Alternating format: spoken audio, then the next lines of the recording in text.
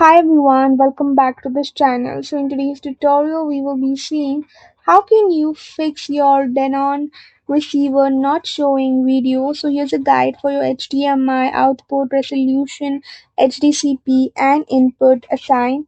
Stay tuned till the end of the video. Fix 1. Check the HDMI cables.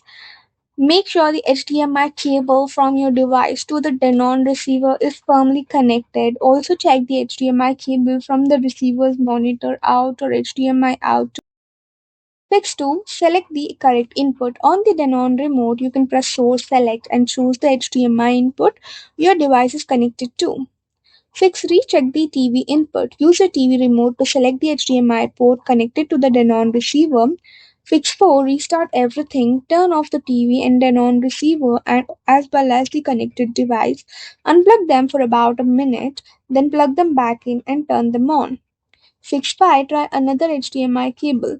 A faulty cable can cause a black screen or no signal. Use a known working HDMI cable. Fix 6. Try another HDMI port.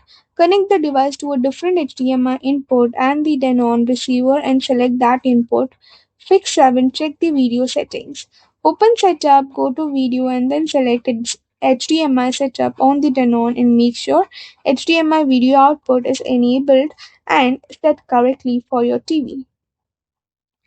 Fix 8. You can connect the device directly to the TV. If the device works when connected directly to the TV, the problem may be with the Denon's HDMI settings, input, or any hardware. Fix 9. Reset the Denon receiver. If nothing works, you can consider performing a factory reset. This will erase your saved settings, so use it as a last resort. That's all for the video. Thank you for watching. Don't forget to like, share, comment, and also do hit the subscribe button.